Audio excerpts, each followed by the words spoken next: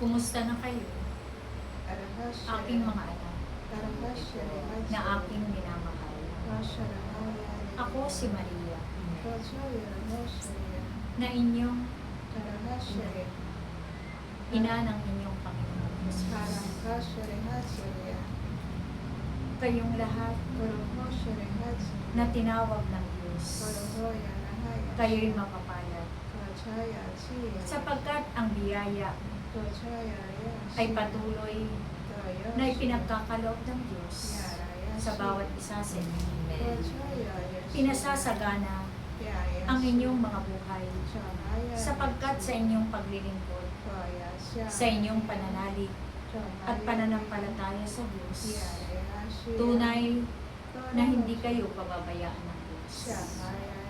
Anuman ang hingin ninyo sa Ama, ito'y kanyang pagkakaloob at hindi niya kayo pahihindian, sapagkat ang Diyos na inyong pinaglilingkuran ay Diyos na buhay, Diyos na hindi nagsisinungaling, at Diyos na bumubuhay ng patay. Kaya panaligan ninyo, sampalatayanan ninyo ang kanyang mga turo at mga kautusan ay patuloy ninyo na ito'y sundin sapagkat ito ay mahalaga. Ito ang mga kautusan ng Diyos na dapat ninyong sundin upang kayo ay magtagumpay.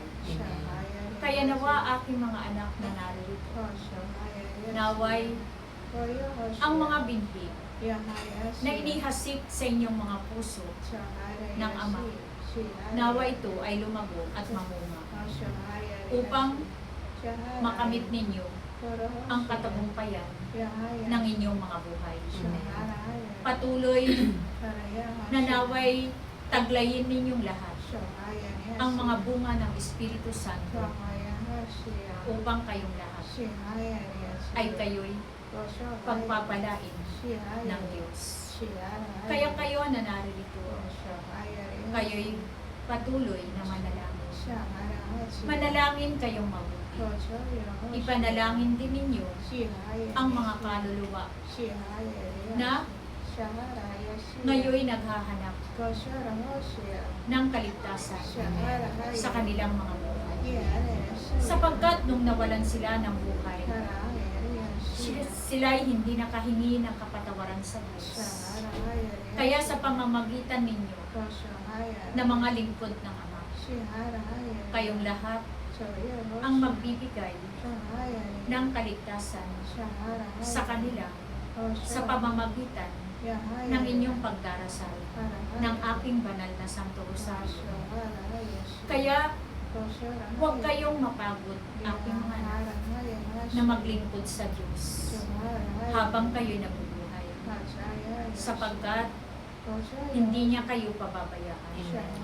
Patuloy na kayo'y humingi sa Kanya, sapagkat ang bawat humihingi sa Diyos ay hindi pahihindian ng Diyos.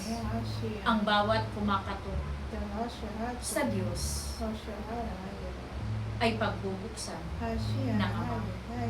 Kaya kayong lahat na narito na nakakapakinig ng salita ng Diyos, ito ang mga aral at turo na naway patuloy ninyong isabuhay sa inyong mga buhay.